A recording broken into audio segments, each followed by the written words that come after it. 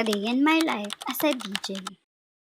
Tuesday event at biglaan lang pala 'to. At dahil nga biglaan, nag-commute lang pala ako dito.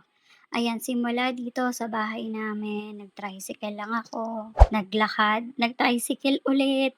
Diyos ko po, sobrang bigat pa naman ng bag ko, ayan, hanggang sa nakarating ako sa MRT. Hindi ko alam kung saan ako bababa, pero gora na nagkubaw na lang ako at pumila ng napakahaba. My God! Pagbaba ko ng Cubao, ayun nga naalala ko dito pala yung favorite kong siopaw at bumili na muna ako para may almusal ako pagdating ko ng event.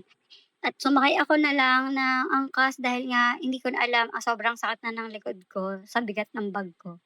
9 AM pala yung call time ko dito, dumating ako sakli dito sa venue. Pagdating namin trabaho na agad, pero talaga ang start nito is 3 PM pa, sobrang aga lang talaga ng call time ko. At ayan na nga nag-start na yung program, pumirma lang sila tapos tapos na, gano'n lang kabilis. 30 minutes lang yung tinakbo ng program namin dito tapos ayan, uwian na agad.